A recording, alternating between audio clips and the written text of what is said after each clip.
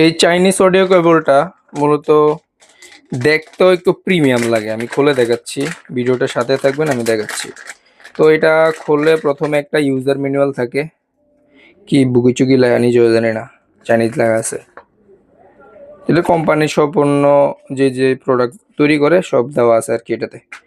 আসি মেইন কেবলে, এটা ঠিক এরকম, এটা 1.8 মিটারই, 1.8 মিটার 1/1 জ্যাক। কেবলগুলো ঠিক এইরকম।